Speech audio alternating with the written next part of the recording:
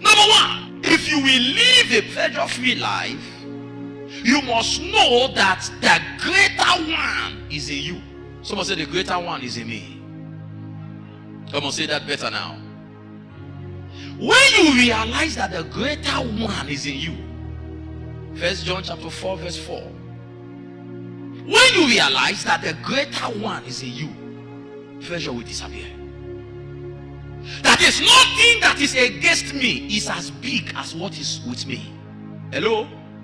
Let's have the 1 John 4 verse 4. Nothing that is fighting me. He said, you are of God, little children, and have overcome them, because greater is he that is in you than he that is in the world.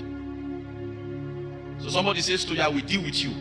God, the first key for you to have peace, even in the midst of threat, is when you know that who you carry is more than the person that is against you. You follow me now? That's the reason why Jesus was not afraid in the storm, because he knew that the God that he carried is the God that created the water. Fire, not a bonfire. When you know who you carry, when you understand that the greater one is in you, no matter the threat, no matter the situation, you say, no, it's not bigger than my God. It's not bigger than my God. This issue is not bigger than my God. My God will make a way. My God will sort me out. My God will help me. My God will sort me out. When you know the size of your God. The problem is, many people, even in church, they only know the size of their problem, but they don't know the size of their God. The same thing that you are going through that's making you think and think somebody else is going through it and is resting. Spiritual capacity. 2 Kings 6 give us from verse 13. So, if you are going to live a pleasure-free life, now the reason is because there must be challenges, there must be deadlines, there must be issues that will want to come and shake your heart. But when you remember that greater one is in you, you'll be able to have peace. He said, and the king said, he said, go and spy where Elisha is, that I may send and you arrest him for me. And he said, Elijah is in Dothan, verse 14. And then the king sent horses, chariots, a great host, and they came by night and compassed the city. Look up now. The king wanted to get Elisha the prophet. So he sent an army against Elisha, and they traced where Elisha was, and they surrounded the hut where Elisha was staying overnight. Thousands of them. The next verse now. Quickly, move on. And when the servant of Elisha woke up, verse 15, and when it came to pass that in the morning, the servant of Elisha woke up, and when the man came out, he looked and discovered that they were surrounded by chariots of the enemies. And the man shouted, alas, my master! Oh God! Elijah, there's a problem. The enemies have surrounded us. Look at them. 1, 2, 3, 4, 5, 6, 7, 8, 9, 10, 5,000, 6,000, 7,000, 8,000, 9,000. Man of God, sir, they have surrounded us. Where do we go from here? Who will help us?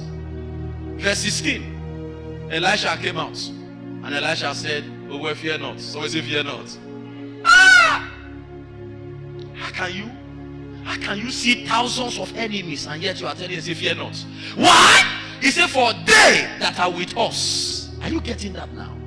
Are more than those that are with them. He said, don't be afraid. He said, the people that we have, they are more than the people that are against us. And the servant of Elisha will look at Elisha and say, man of God, are you sure you're okay? What are you talking about? It's only 2 of us that are here.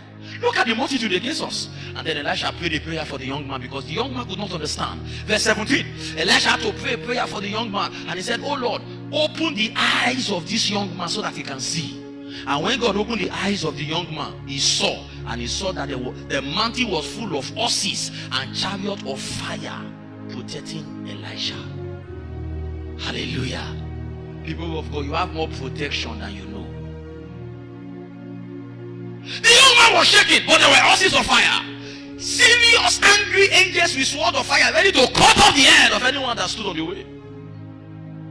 Angels that were ready to say, if you move, I move you. But yet his leg was shaking. Hey, they want to kill me. Can I say this therefore to you, that what you are afraid of is afraid of you? Yeah. The which you are running from is also afraid of you. Because he's saying, hey, is it possible? Even the armor that came to rob in the night is also afraid.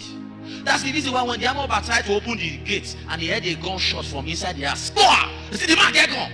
What did they do? They run. Because even himself is afraid of the owner of the house.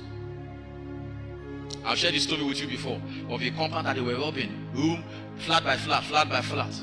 They were just move patiently. They will just knock at the door, pop, pop, pop, say yes, we don't come on. You hear the bullet say yes. Open the door. We will collect what we want to collect and go peacefully. If we break the door, we'll kill somebody. And everybody will be opening the door. Quack, quack. Sorry, sir, take what you want. And they were moving flat by flat, room by room. And one of the flats, the man heard what was happening, so he opened his own door down for them, raised the curtain up, and off the lights. And when they got to his own place, they saw that the place was open. They said, who is here? The man said, they're inside, oh, we can come inside. How they look at this? They said, how did this man open the door down off light? They said, okay, come outside. The man said, no, you people come inside. I'm waiting for you people inside. They said, okay, come outside. He said, no, come inside. And they look at us and say, something's not right. We'll collect one, we don't collect. Where will they go? They did that. Because even the people that others are afraid of, even them, they're also afraid. The man that raised up his hand to slap his neighbor is also afraid of that neighbor is slapping. Because he doesn't know what that man can do when he's slapping. You're not getting me tonight. When you know who is with you, you will not be afraid of what is against you.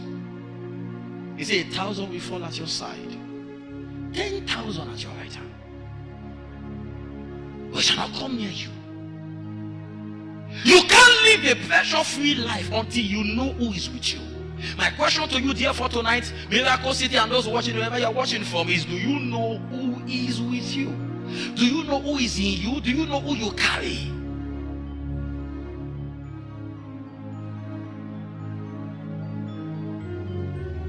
The I am that I am, the great creator of the universe, the monarch of the heaven and the earth is with you. Anytime we are shaking, it's an embarrassment to God. Even God is ashamed. Why are you shaking? Because of 10,000 naira that is you must bring tomorrow. How will I sleep now? Where is your faith? Where is your faith? And I taught you on Sunday that without faith it's impossible to please God. That means that when you lack faith, you lack God. And God have to leave you. I mean, there's nothing he can do. For he that comes to God must believe that God is, and there's a reward of them that diligently seek him. Shadrach, Meshach, and Abednego were ready to walk into the fire because they knew that who is with them was greater and is greater than the fire. Can I therefore ask you one more time tonight? Do you know who you carry? Greater is he that is in you than he that is in the world. You carry a God that all powers of darkness they bow before. You carry a name that is above every other name. But John chapter 8 verse 32 put it like this: that until you know the truth will never make you free. Somebody say, I carry God. Oh, what do you carry? I said, what do you carry? Carry God.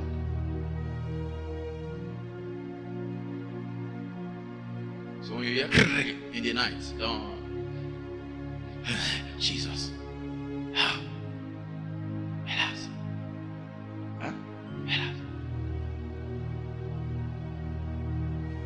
Relax.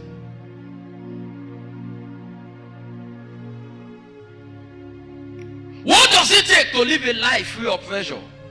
Number two. Number one, you must know that the greater one is in you. Number two, to live a life free of pressure, you must maintain your covenant position. Somebody say, maintain your covenant position. Hebrews chapter 10 verse 7. To live a pressure-free life on the earth.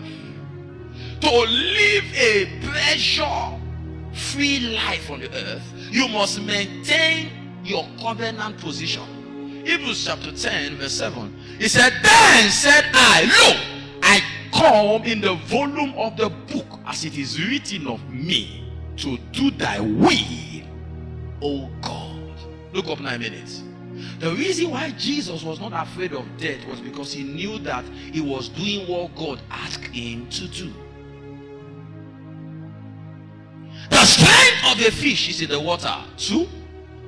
The strength of a bird is on the air. 2. The strength of a lion is on the ground. 2. When you stay in your place, you'll be free from pressure. The place God puts you is where your provision will be. I just pray somebody understand what I'm saying now. Things are hard when you have left your land. As long as you are in the land that God has put you, there is always milk and honey. That land may be a village, but the village will make you live a better life than city people. Covenant position brings destiny guarantee. Jesus said, it is written of me, I have come to do what is written of me. I am in my covenant positioning.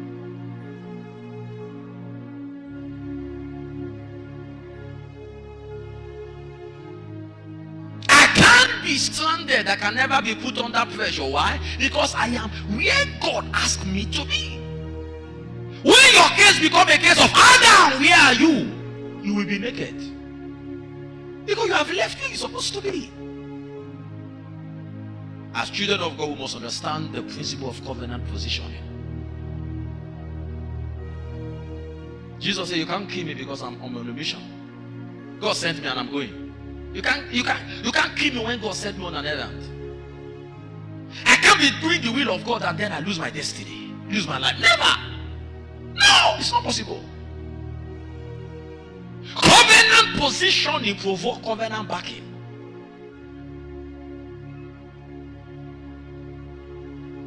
Stay where God has put you and be doing what God has asked you to do. You have the best security ever. Pressure-free life.